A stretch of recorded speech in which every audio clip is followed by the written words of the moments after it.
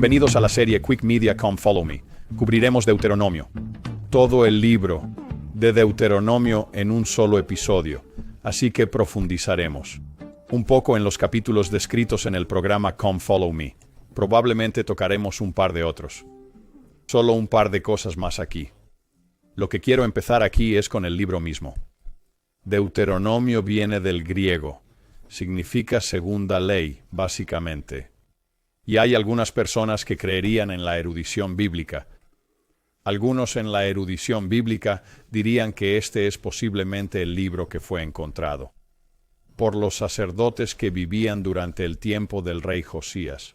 Recuerden, había un libro en el templo y luego todos tuvieron que cambiar todo. Muchos piensan que esto vino de los deuteronomistas, ¿verdad? Los deuteronomistas son un grupo teocrático que asumió el poder en tiempos del rey Josías. Y después, esto sería durante la vida de Lehi. Y esto pudo haber causado problemas reales. Esa no es la forma en que se cuenta en el Antiguo Testamento. Y quizás el Antiguo Testamento tenga razón, pero hay problemas aquí. Hay problemas con esto. Algunos creen que Deuteronomio no es uno de los libros de Moisés. Y la erudición bíblica diría que ninguno de ellos eran realmente los libros de Moisés. Bueno, eso es posible, supongo, pero sabemos que hay 5 libros de Moisés, según el libro de Mormón. El libro de Deuteronomio, segunda ley. Ahora, para el hebreo, palabra del libro de Deuteronomio es Sefer Devarim, que es una versión corta del título, que básicamente significa el libro de las palabras. ¿Verdad? Devarim es una raíz DBR, o una raíz DBR. Y proviene de la primera oración aquí en las primeras palabras de el libro de Deuteronomio. Si miramos en el capítulo 1 y vemos versículo 1, obtenemos estas palabras. De ahí sacan el nombre del título, igual que con Génesis, ¿verdad? En el principio. Bereshit, ¿verdad? Eso es en el principio. Así que el nombre de todo el libro es Las Palabras, el libro de las palabras. Y eso es bastante interesante, porque ves, obtienes la idea exacta de lo que describimos con el principio de DBR. Aquí en el versículo 1. Que estas son las palabras que Moisés habló, DBR, a todo Israel de este lado, del Jordán en el desierto. Bien, entonces, de nuevo, él recibe la palabra de el Señor. Luego se da la vuelta y entrega la palabra al sacerdocio, a líderes o al pueblo. Esa es la idea del DBR. Lo hemos cubierto. Profundizaré un poco porque hay un área aquí en los capítulos asignados donde el autor se excede con DBR, ¿verdad? Porque es un tema. Es como lo que encontramos en el libro de Alma. Muy bien, saltaremos al capítulo 6. Y aquí arriba tenemos ahora, estos son los mandamientos, estatutos y juicios, que el Señor tu Dios mandó enseñar para que los hagas en la tierra a la que vas a poseerla. De nuevo, esto es, así que Moisés al final de su vida es como dar la ley de nuevo. Es su sermón al pueblo al final de su vida, aunque será trasladado. Es su bendición de despedida en algunos aspectos que vemos a menudo como con Adán, y vemos esto con Ley y sus hijos. En el versículo 5 obtenemos algo del Nuevo Testamento. Amarás al Señor tu Dios con todo tu corazón, con toda tu alma y con todas tus fuerzas. 6. Y estas palabras que te mandé, mira esto, este día, estarán en tu corazón. Siempre que veas el término este día, piensa en pacto. Así que tal vez hay algún pacto en proceso aquí, algún ritual del que él habla. Él puede estar haciendo esto en el tabernáculo y la gente está en sus cabañas, en sus tiendas, y están frente al tabernáculo, y tal vez hay algún tipo de ritual aquí que está sucediendo. Cuando ves este día, es casi siempre proceso de pacto, un pacto que ocurre. Ahora en el versículo 7, las enseñarás diligentemente a tus hijos. Y hablarás de ellas cuando te sientes en tu casa, y cuando andes por el camino, y cuando te acuestes, y cuando te levantes. Esto es, tenemos lo mismo en Éxodo, ¿verdad? Incluso mientras están en Egipto, y el escrito allí trata sobre enseñar esto a sus hijos y a los hijos de sus hijos. Y cuando hagan una pregunta, vas a hablar de ello.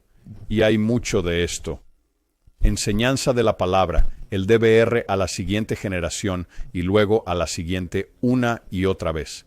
Y sabes, los judíos han hecho un buen trabajo de eso, ¿verdad? Han estado por miles de años como un pueblo, enseñando a sus hijos y a sus nietos sobre estas cosas, rituales, festivales y tradiciones.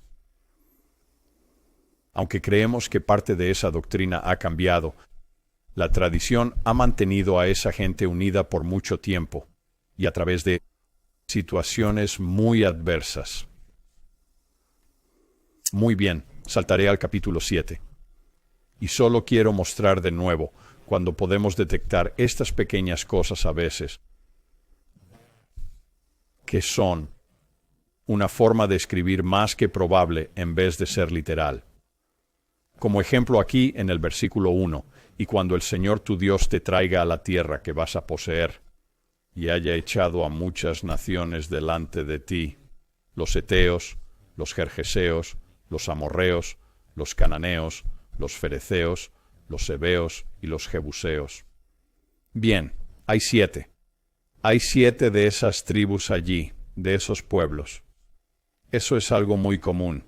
No es improbable que estos ahí ya sea más o menos, pero están encajando a todos.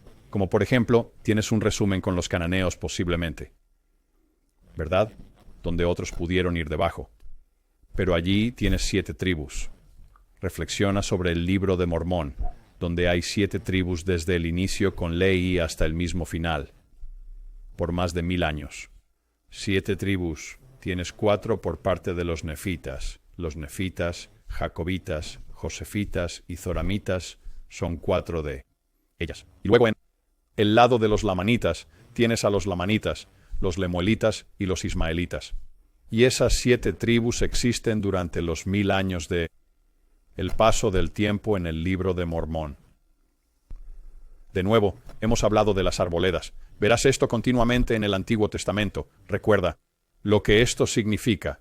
Versículo 5. Pero así los trataréis. Destruiréis sus altares, romperéis sus imágenes y talaréis sus arboledas. Y quemaréis sus imágenes talladas con fuego. Recuerda que arboledas es Asera o Aserim. Veamos si tienen un Vale Aserim. Creo que el hebreo aquí es Aserahim. Con H, quizás me equivoque. Pero en esencia es, las arboledas son, no sabemos exactamente qué son porque hay diferentes referencias a esto. Pero a menudo lo que se piensa, y hay evidencia de esto, es un poste de madera. Y quizás algunos son esculturas de una mujer desnuda. Y a menudo estos, los que adoran a Asera, se convierten en una especie de cultos de fertilidad. Así que, están diciendo, eliminen estas cosas, apártenlas. Serán una plaga para su pueblo. Y esto es justo después de hablar de no dejar que sus hijos se casen con ninguno de los pueblos de la tierra que ya están allí. Es el mismo tipo de cosa.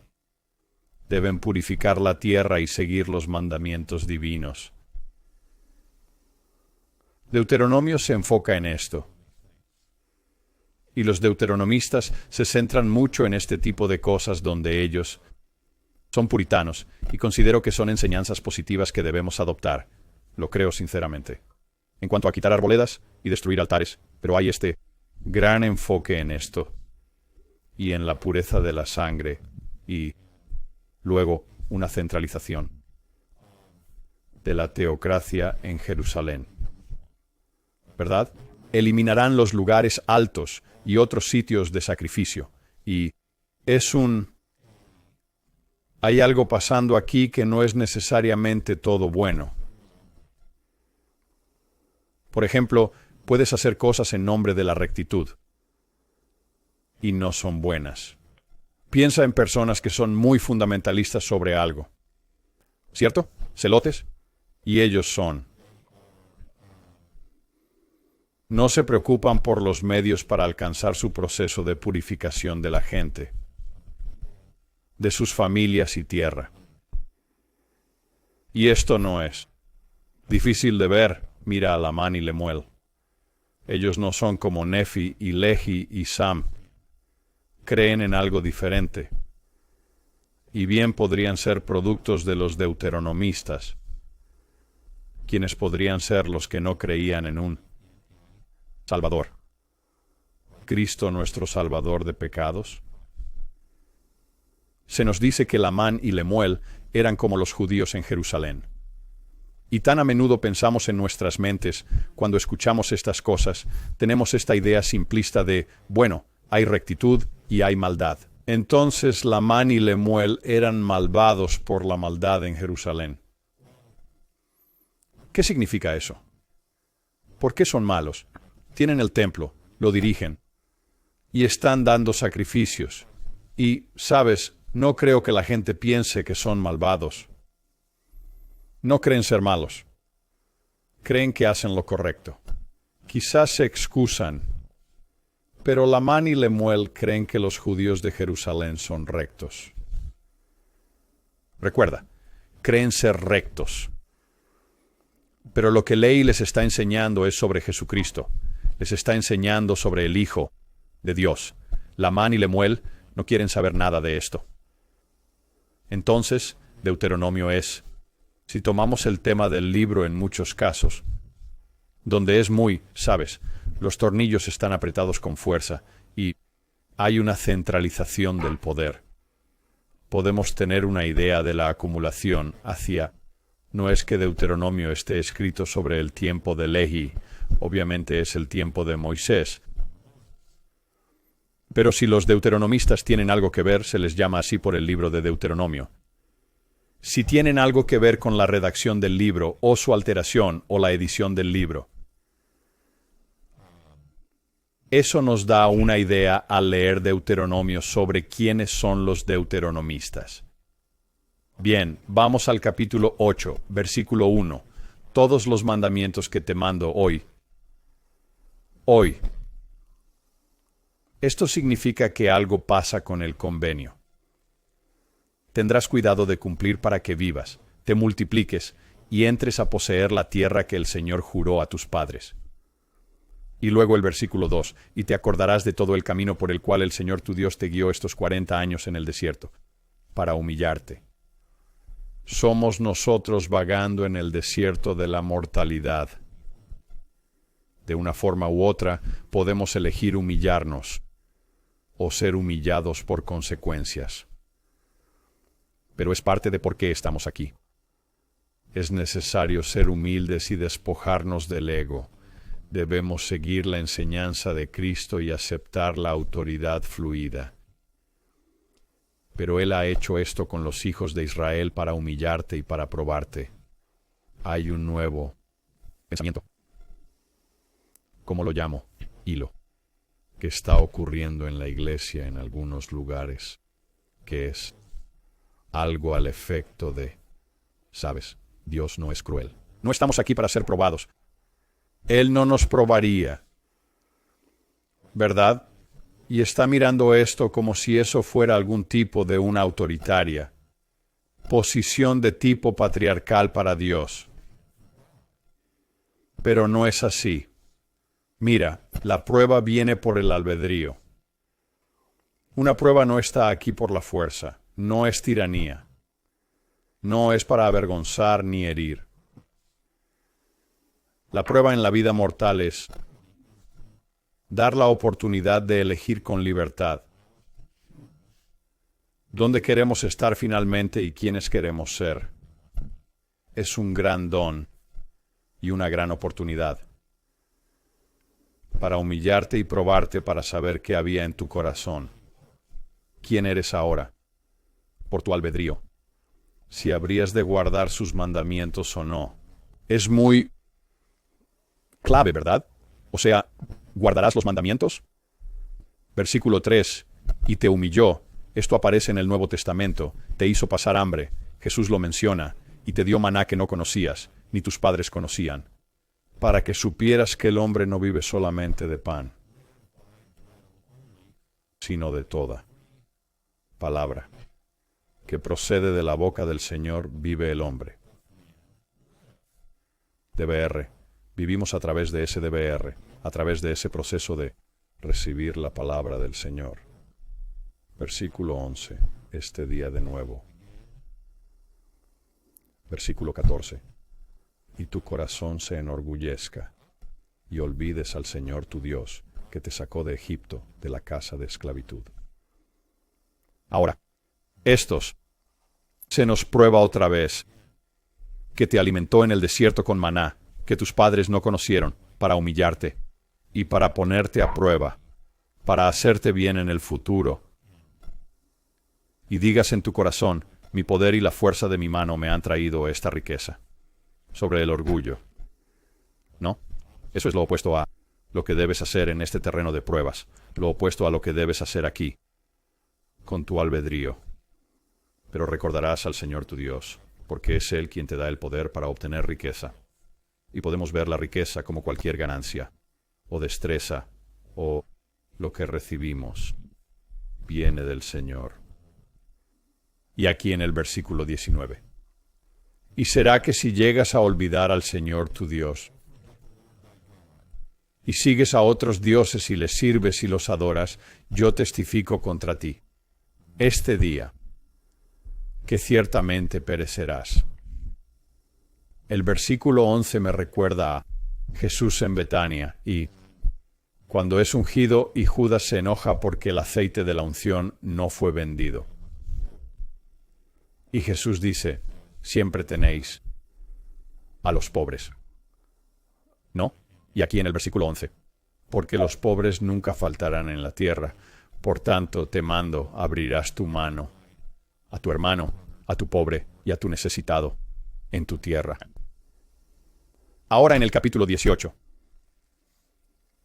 Tenemos un poco de, leamos el versículo 1.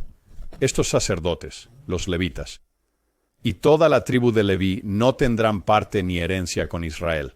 Así que con las tribus de Israel, ¿verdad?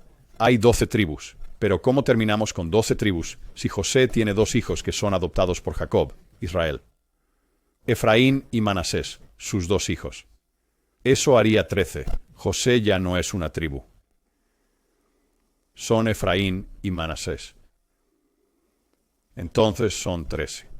Lo que pasa es que los levitas no se cuentan como una de las 12 tribus, porque en las 12 tribus, en lo que nos enfocamos aquí, es la herencia definitiva que se les da en la tierra de Canaán. Así que todas esas 12 tribus, incluyendo a Efraín y Manasés, reciben su herencia en tierra. Pero los levitas, que están encargados del sacerdocio y de servir a las 12 tribus, no reciben tierras. ¿Cierto? En cambio, ellos están sirviendo a los demás y dependen de la sustancia y buena voluntad y donaciones y ofrendas del pueblo de Israel. Los sacerdotes, levitas y tribu de Leví. No tendrán parte. Recuerden que los sacerdotes son descendientes de Aarón, los hijos de los hijos de los hijos de los hijos de Aarón. Aarón es un levita. Moisés es levita. Pero otros levitas, que no son los hijos de Aarón, no son sacerdotes, tienen el sacerdocio, como lo vemos. ¿Y qué hacen? Hacen cosas como preparar el sacrificio, como los maestros harían con el sacrificio que tenemos semanalmente en la reunión sacramental, ¿no? En la mesa sacramental. Y ellos recolectan donaciones y ofrendas, tal como hacen los diáconos. Y ellos reparten, ellos distribuyen el sacrificio a la familia y a los sacerdotes y otros, ¿verdad? Así que, igual que hacen los diáconos. Así que, es como si observas nuestro sacerdocio arónico. Los sacerdotes son los sacerdotes del Antiguo Testamento. Y trabajan con los sacrificios, que hoy el sacrificio está en la mesa de la Santa Cena en ese altar. Y luego aquellos que apoyan a los sacerdotes son levitas, parte del sacerdocio levítico, pero no parte de los sacerdotes. El versículo 18 es crucial, del 18 en adelante. Este capítulo, porque está hablando de Cristo, está hablando de Jesús, es una profecía de Jesús. Les levantaré un profeta de en medio de sus hermanos, como tú, como Moisés. Y José Smith es llamado, uno que es levantado como Moisés, pero esto es sobre Jesucristo, semejante a ti, y pondré mis palabras en su boca, y él hablará a ellos todo lo que le mande. Esto se usa en el Nuevo Testamento como cumplimiento de esta profecía, con Moisés en Deuteronomio. Ahora aquí es donde obtenemos la evidencia del autor aquí con DBR. Y sucederá, este es el versículo 19, y sucederá que cualquiera que no escuche mis palabras, las cuales él hablará en mi nombre, yo lo requeriré de él. Pero el profeta que presuma hablar una palabra en mi nombre, la cual yo no le he mandado hablar, o que hable en nombre de otros dioses, incluso ese profeta morirá. Yo miraría a la muerte espiritual ahí. Y si dices en tu corazón, ¿cómo conoceremos la palabra que el Señor no ha hablado? Pero el profeta la ha hablado presuntuosamente. No tendrás miedo de él. Así que de nuevo, es un... ¿Ves? Todo es hablar y hablado, y hablado, y palabra, y hablar y palabra. Y hablar y palabra, y hablará y palabras. Y hablar, palabras, palabras, y hablar, ¿no? Es una y otra vez. No, esto no es para mí. Es un enfoque en DBR, creo. Y curiosamente, viene. Con la profecía del Salvador, viene con la profecía de Jesucristo. ¿Quién es Él? Él es la palabra. Él es el DBR. Él es, en griego, el Logos. Muy bien, capítulo 29. Aquí estamos de nuevo. Estas son las palabras del pacto. ¿Verdad? Este día, recuerda este día, que el Señor mandó a Moisés hacer con los hijos de Israel en la tierra de Moab, además del pacto que hizo con ellos en Horeb. Así que él está terminando aquí sobre el pacto. Así que puedes ver todo de lo que hemos estado hablando este día, este día, este día, este día. Esto es sobre el pacto que se está haciendo aquí con el Señor. Más lenguaje de pacto aquí en el versículo 12. Que debas entrar en pacto con el Señor tu Dios. Y en su juramento. Hemos hablado de esto. Siempre que es juramento, no es lo que hacemos, es lo que Dios nos da. El juramento es muy similar a la gracia y la exaltación, y en su juramento, el cual el Señor tu Dios hace contigo, este día, para que te establezca hoy como un pueblo para sí mismo, y para que Él sea tu Dios como te ha dicho. Y luego obtenemos el lenguaje de el juramento y pacto del sacerdocio, que es, y como Él ha jurado a tus padres, a Abraham, a Isaac y a Jacob. No solo con ustedes hago este pacto y este juramento, esos son separados. El pacto y el juramento son separados. Ahora quiero entrar un poco en el 32 aquí. Este no es uno de los capítulos asignados, pero quiero traer esto porque creo que es importante basado en lo que he estado usando como puntos de anclaje para el contexto y la comprensión de muchas de las otras escrituras. Todos se reúnen aquí en la idea de la serpiente de bronce y otros puntos de anclaje, ¿verdad? Así que como he hablado, si escuchaste o viste el último podcast de la semana sobre la serpiente de bronce, Números 21. Entonces me escuchaste hablar sobre la idea de comparar a los serafines, ¿verdad? Que son las serpientes ardientes. Y la serpiente de bronce con el sueño de Lehi. Y los dardos ardientes como las serpientes ardientes. y el árbol de la vida como algo similar a la serpiente de bronce, ¿verdad? Es algo hacia lo que miras. Y hablamos de cómo son guardianes y vienen del trono, básicamente, enviados contra ti, para que no puedas pasar sin juicio. También hablamos de que el jardín del Edén es muy similar, que tan pronto como Adán y Eva comieron del fruto, había un nuevo personaje en la escena. En el jardín del Edén, personajes en la escena, que eran los querubines, y sostenían una espada ardiente o llameante. ¿Frente a qué? Frente al árbol de la vida, ¿haciendo qué? Lo están custodiando. Y los querubines se asemejan a bestias, muchos como leones alados. Así que siempre pensamos en los ángeles, ¿verdad? Y está bien, eso está bien, pero a menudo son representados más como bestias, más como los serafines de la visión del templo de Isaías. 4 serafines en la visión con 6 alas cada uno. Son parte de la estructura jerárquica del templo, pero están custodiando contra aquellos que se acercan al trono. Acercándose al lugar santísimo, estaban custodiando contra Isaías, acercándose al trono. Él tuvo que pasar por algunas pruebas. Él habla de una de esas con el carbón, que es puesto en sus labios. Un carbón ardiente o fuego.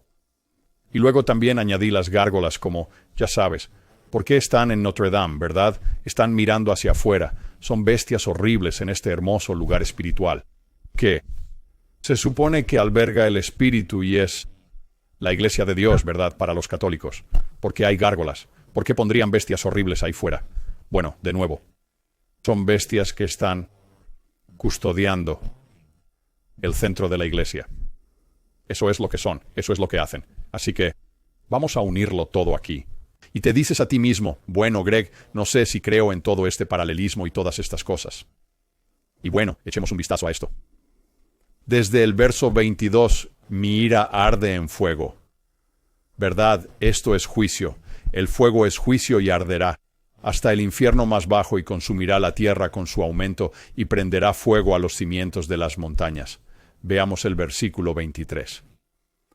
Y amontonaré males sobre ellos. Gastaré mis flechas sobre ellos, mis dardos. Son sus dardos. Serán quemados, con hambre y devorados con calor ardiente, o calor de fuego, y con amarga destrucción. Esto es todo sobre el juicio.